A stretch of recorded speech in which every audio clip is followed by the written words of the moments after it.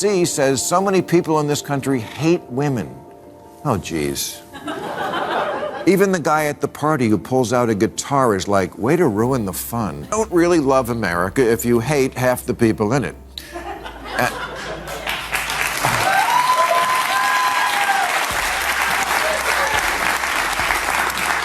And also, if you hate a lot of the things that everybody always loved about it. There's an oft-repeated moment in political debates where the moderator says to the two candidates, say something nice about your opponent. Ever since AOC was hailed as the Democrats' rising star for 2028, Bill Maher has been sounding the alarm with more urgency than ever. It's déjà vu for him. Just like in 2024, when the DNC anointed Kamala Harris as their next big hope, brushing off his warnings. We all remember how that story ended. Now Maher's back in the ring, spotlight blazing, dissecting every flaw in their latest political darling. It's less of a critique and more of a desperate plea. Don't let history repeat itself. The man's practically waving flares at this point. If you're craving unfiltered takes and political sparks that cut through the noise, go ahead. Hit subscribe and buckle up. Just a few weeks ago, we dropped this explosive clip. People who are getting the big crowds right now are AOC and Bernie Sanders. They're going around the country. Thank you, there's that same guy. I call him the always wrong guy. Okay, but I feel like, big crowds, again, the shiny object that the Democrats chase. It's not about the big crowds that come out to you when you're talking in a festival or wherever they are. I think it's because I think Bernie showed up at Coachella. That must have been fun for the fans. It's who shows up on Election Day. And I just don't see that's the ticket. I mean, Cory Booker, I know you've worked with him. I like Cory a lot from my home state of New Jersey. Made a speech for 25 hours. Again, just whacking each other off. This is just not what's going to get the job. Just days after AOC's name started gaining traction as a potential stand-in for Kamala Harris, the narrative took a sharp, and frankly, chaotic, turn. Rather than stepping into the spotlight with poise, she's been setting off alarm bells, one puzzling media moment after another. Whether it's her off-the-wall economic takes or rambling policy rants that leave even her supporters scratching their heads, AOC seems to be chipping away at her own credibility, fast. And if this is the figure the Democrats are grooming for 2028, it may be time for a serious strategy reboot. Because with every interview and hot take, more and more voters are left asking, is this really the best they've got? It's low because everyone has two jobs. Unemployment is low because people are working 60, 70, 80 hours a week and can barely feed their kids. Everybody's an idiot except for me. Capitalism has not always existed in the world, and it will not always exist in the world. When this country It is the system that, unlike all the others, has lifted more people out of poverty over the course of human history than any other system. Well, so I think that those things that you talk about, that you discuss, are part of the course of human evolution.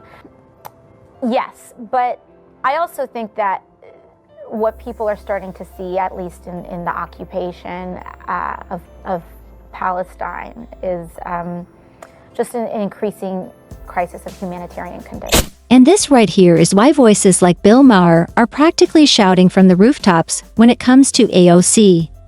Strip away the fiery sound bites, the headline-chasing outrage, and the viral Twitter theatrics, and what's left is alarmingly thin. She often mistakes volume for vision, mistaking loudness and confrontation for the kind of thoughtful leadership a nation actually needs. There's no depth, no coherent strategy, just a non-stop performance playing to the algorithm, not the American people. Maher isn't just being provocative, he sees the storm brewing. If the Democrats decide to bet their 2028 chances on AOC, it's not just a gamble. It could be the blueprint for a full-blown political meltdown. AOC Bernie Sanders rally in Idaho last month, someone threw a Palestinian flag over an American flag, and the crowd erupted in approval. What should have happened after that is one of the adults on stage should have told their young, loyal followers, this is not a symbol of freedom. This is. This is a serious problem for Democrats. Less than 1 in 4 Democrats under 30 say they're proud to be an American. 54% say they're embarrassed by it. Embarrassed? Like America's your mom picking you up at school? You're embarrassed to be an American? Well, guess what? The feeling's mutual, because you have no perspective. Is America perfect? No, of course not. No country is. The Democratic Party is bleeding support, and it's not a slow trickle. It's a full-blown hemorrhage. Voters across the board, especially moderates and working-class Americans, are growing disillusioned with a party that seems more obsessed with performative wokeness than real-world results. Biden didn't exactly exit stage left with applause. His presidency fizzled out in a haze of confusion, exhaustion, and unmet promises.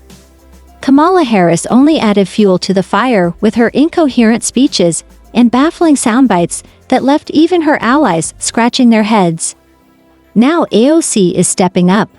But instead of course correcting, she's doubling down, preaching to the same ideological bubble that's already alienated Middle America. And for those holding out hope for a Gavin Newsom or Tim Walz comeback, let's not kid ourselves.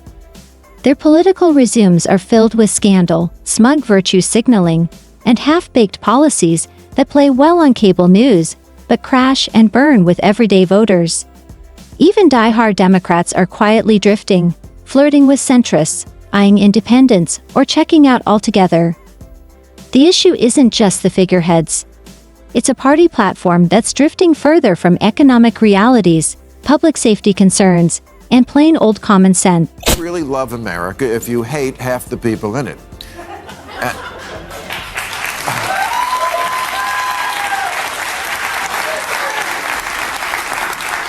And also if you hate a lot of the things that everybody always loved about it. There's an oft-repeated moment in political debates where the moderator says to the two candidates, say something nice about your opponent. We'll get to where Bill Maher is headed with all this in just a moment, but first, let's talk about what he's really shining a spotlight on. At the heart of his critique is something deeper than political disagreement, a growing, almost reflexive disdain from AOC and the progressive wing of the Democratic Party for the very idea of America, its institutions, its history, even its achievements. Maher doesn't tiptoe around it. He tears into the hollow performance art of their outrage, the constant virtue signaling, and an obsessive embrace of identity politics that leaves no room for nuance or unity. To this crowd, anything even remotely touched by Trump is immediately vilified. Tax breaks for working-class families? Racist. Border security? Xenophobic. Energy independence? Climate denial. It doesn't matter if the policy helps everyday Americans. If Trump supported it, it's automatically toxic. And Maher, with his trademark bluntness, calls this exactly what it is: ideological self-sabotage. It's not just opposition to a former president, it's a stubborn rejection of reality. And in doing so, they're pushing away millions of Americans who, flaws and all, still believe in this country's promise. All the talk about fighting for the soul of America, nobody seems to like it very much. Too many liberals give the impression that to them, America is just a big, ugh. The red, white, and ew. A country that started out bad and will always be bad, founded on an unrelenting history of sucking and unable to change. But we have changed a lot. Democrat Cori Bush tweeted, "This land is stolen land and black people still aren't free." And this was on the 4th of July. Really? Not that I give a shit about the 4th of July. I've never been a rah-rah guy. But I am a perspective guy.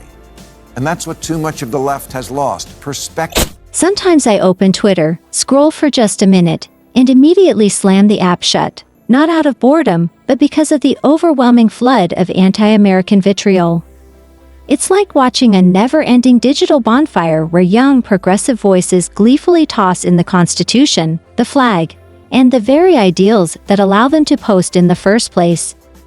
What's wild is that many of these critics are living lives shaped by freedoms and opportunities unimaginable in much of the world.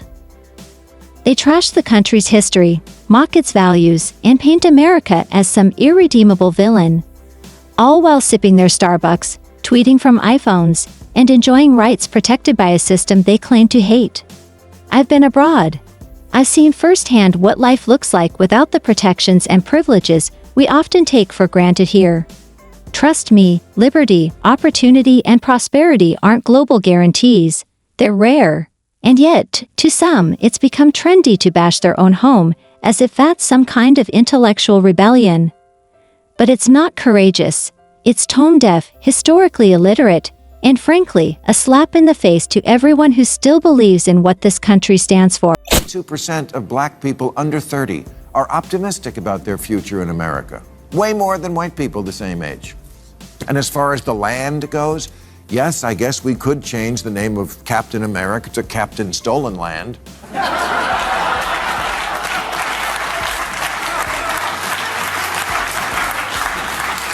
But honestly, to all the people who start every public event now with one of those land acknowledgements where they say, "I'm standing on land that was stolen from the proud indigenous people of the Chumash tribe," I say either give it back or shut the fuck up. And then there's the theater, the carefully choreographed activism and relentless virtue signaling from figures like AOC. Nothing feels organic. Every tweet, every viral clip, every dramatic speech on the House floor plays more like a performance than actual leadership. It's all optics over outcomes, a carefully curated persona built not to serve, but to stir applause and rack up likes. She brands herself as a fierce, working-class warrior rising from the ashes of struggle. But when you peel back the layers, the reality tells a much different story. Turns out, Alexandria Ocasio-Cortez was once just Sandy Ocasio, raised not in the tough streets of the Bronx, but in the comfort of a well-off suburb. And that famous bartending gig? Sure, she held it. But so do millions of young Americans balancing school and life. It's a rite of passage, not a Cinderella story. Yet she sells it like she clawed her way out of desperation, when in fact, she's been role-playing the underdog while enjoying a life cushioned by stability. This isn't authenticity, it's branding. C says so many people in this country hate women. Oh, geez. Even the guy at the party who pulls out a guitar is like, way to ruin the fun. When you stack the freedoms women enjoy in America against those in much of the world, the contrast is nothing short of staggering. In the US, women can vote, own property, launch businesses, rise to the top of any industry, and wear what they want, whether it's a power suit or ripped jeans, without government interference. They can speak their minds, walk alone without fear of legal repercussions, and choose their partners, professions, and politics freely. They can lead Fortune 500 companies, run for president, protest, publish, and thrive. All without needing approval from a father, brother, or husband. Now compare that to places where women still can't drive, can't leave home without a male escort, can't speak out without brutal consequences, and are denied education based solely on gender. And yet, figures like AOC paint America as a dystopia for women, simply because not everyone bows to radical, ever-shifting gender ideologies. Disagreeing with activist overreach isn't misogyny. Refusing to endorse every talking point isn't oppression. The irony? They cry systemic hatred in one of the freest, safest, most opportunity-rich environments for women in human history, and expect no one to question it. Jamal Bowman says capitalism is slavery by another name. No, it's not. It's the thing that has given more people more prosperity and hope than any other system, flawed though it surely is. And then there's the never-ending crusade against capitalism, a favorite talking point for activists who enjoy its benefits while bashing the very system that makes them possible. They paint capitalism as greedy, oppressive, even evil, ignoring the fact that it's the engine behind the most prosperous, innovative, and opportunity-rich nation in human history. Sure, socialism and communism can sound poetic in theory. Everyone equal, wealth shared, no poverty. But in practice, they're economic sinkholes. Just ask Venezuela. Once one of South America's richest nations, now a shell of itself, with food shortages, political unrest, and citizens scavenging to survive. Or Cuba, where government rations and crumbling infrastructure are the norm. Or the Soviet Union, which collapsed under the weight of its own inefficiency and repression.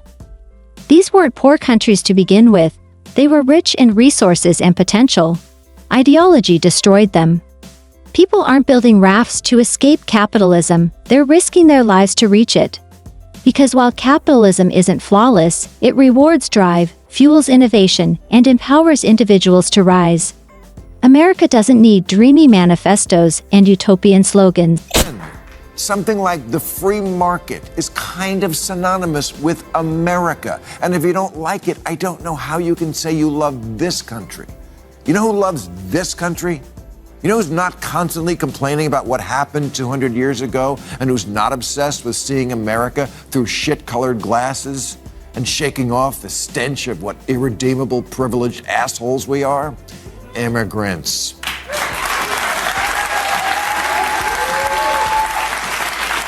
Yes, because immigrants know better than anyone what life without freedom really looks like. It's not a theory or a classroom debate for them. It's lived experience. And that's exactly why millions are willing to risk everything, their safety, their families, even their lives, just to reach American soil.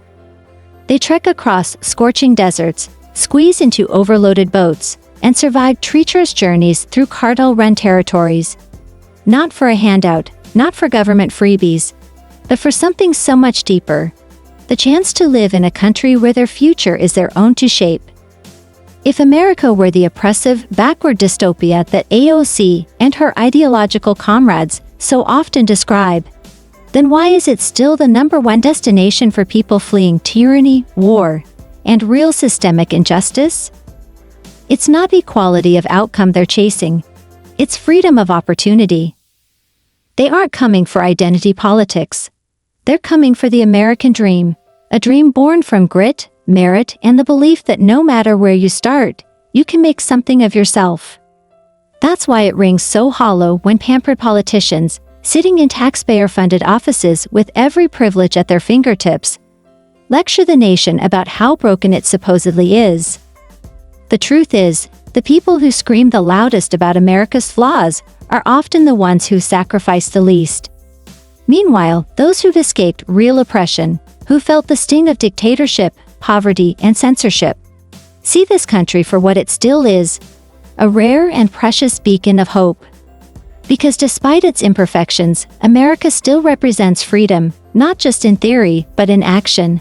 And immigrants know that better than anyone.